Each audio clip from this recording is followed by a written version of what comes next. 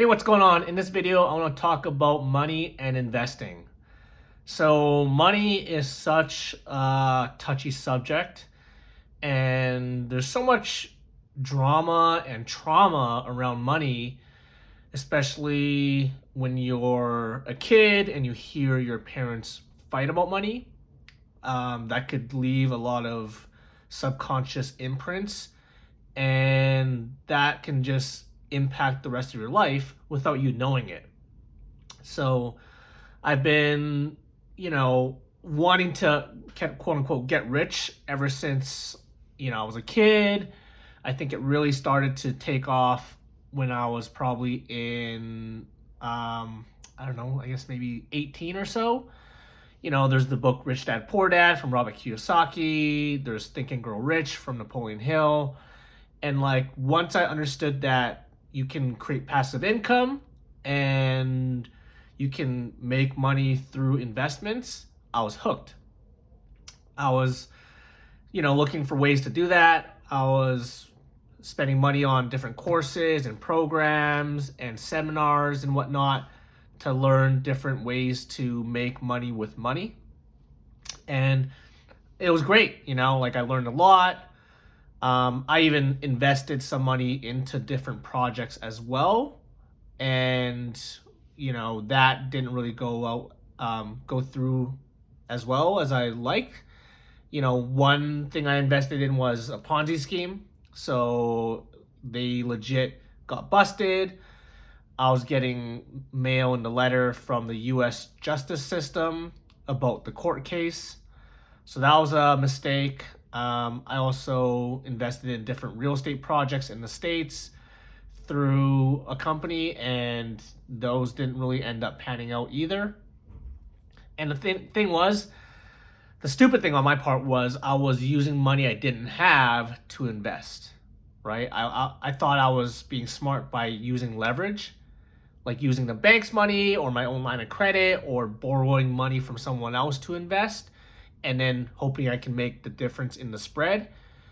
But none of that worked out. I was young, dumb. I was wanting to get rich quick, be a millionaire by the time I was 30.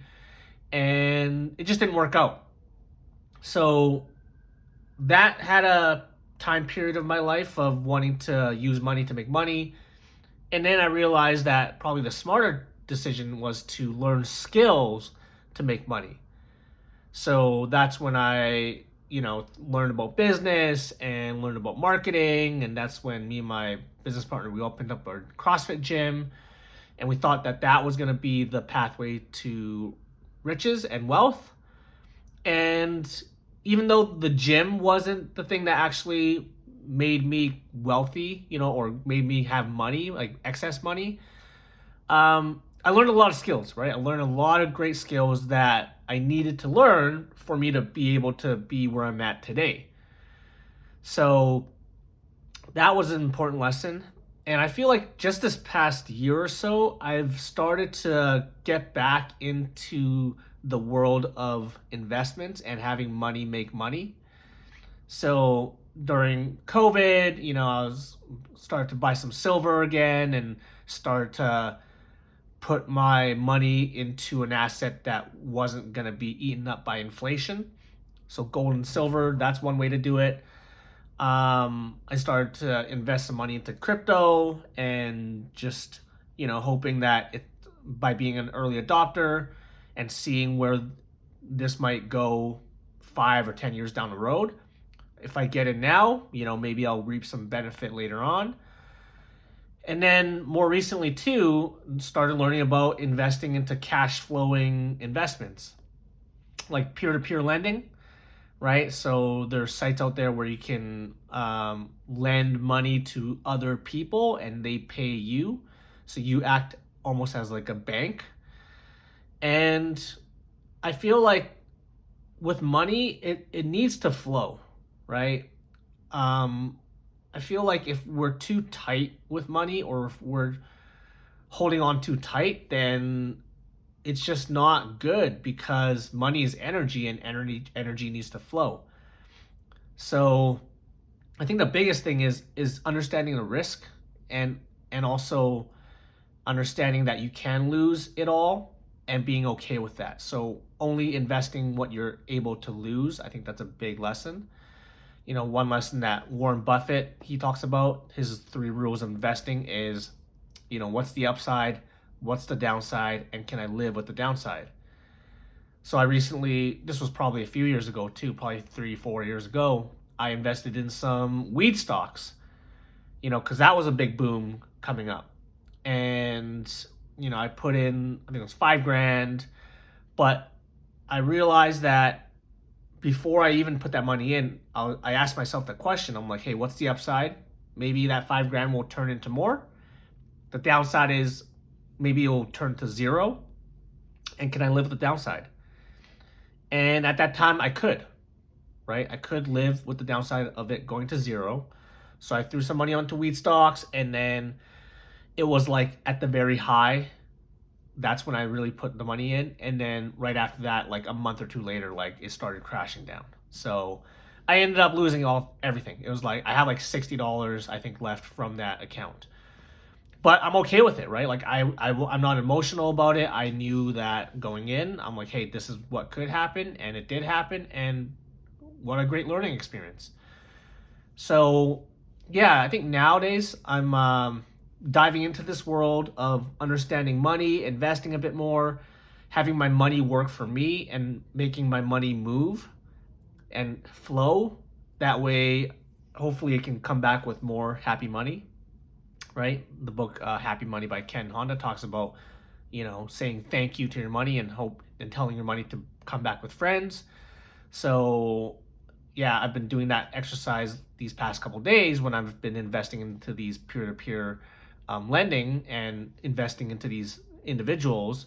Just saying thank you every time I throw, some money into that. And then also realizing that by spreading out the smaller dollar amount amongst more people, I can mitigate the risk a bit more.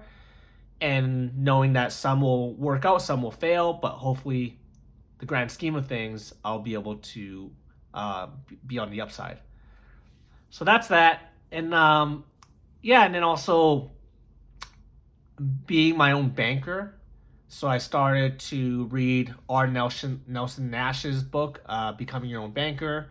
He kind of created that infinite banking concept, and he uses like whole life insurance as a bank where you can throw money in, and you can now take money out and take a loan out from yourself, and then when you pay back the money, you pay back the interest to yourself.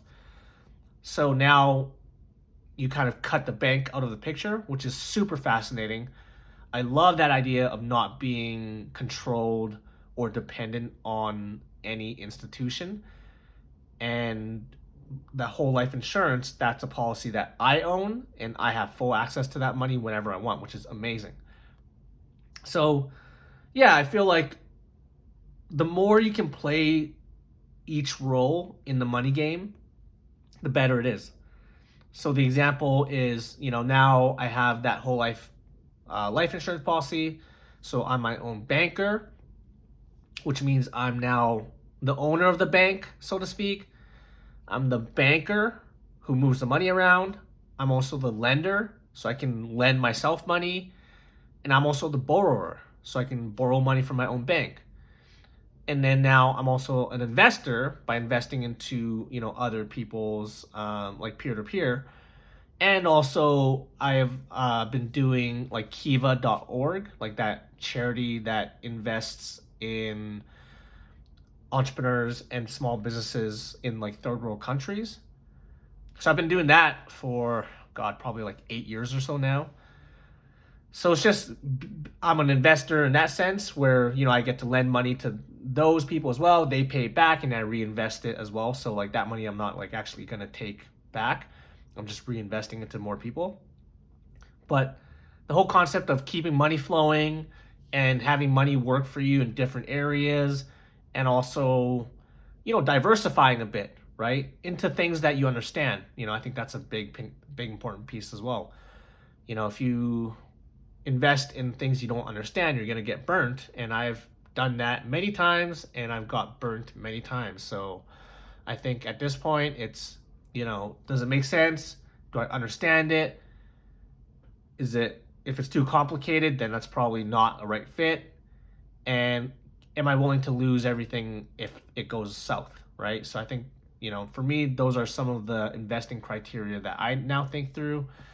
And yeah, it's been interesting to kind of see my journey in this world of having no real money in my late teens, early 20s, and trying to get rich quick and invest with other people's money and getting suckered into like the next thing that has like big promises with no due diligence or research, and losing everything at that point, and then kind of like having a decade or so of just acquiring skills and making money through my time and through my work, which has now brought me to this spot right now where now I do have more money that I can invest, but now I can do it more intelligently and strategically. That really feeds into my longer term goals. And I think another thing too with investing is having a longer time frame of when I'll get that return, as opposed to like the get rich quick, I want to make my money and more within the next 3 months. I think that's where a lot of people get burned because the timeline is so short. Whereas if you can extend that timeline and play the longer game, then you're probably going to be able to win. So in my case, like, I want to start investing now and start putting my money to work for me now, hoping that in, again, 5, 10, 15, 20 years from now, I'm going to able to reap the benefits from what I'm doing today. And then during that time, between now and then, like, I'm still going to work. Like, I like working. I enjoy working. I don't see myself like retiring, so to speak, and not doing anything. But I can still work to make money now. And then later on, I can have the money that I've accumulated now and invested now start paying me dividends later down the road. So yeah, it's interesting to see how my thought process and see how my journey has been around this concept of investing and making money through money. And I'm looking forward to seeing where it goes from here. So that's it for today's video. I'll see you in the next one.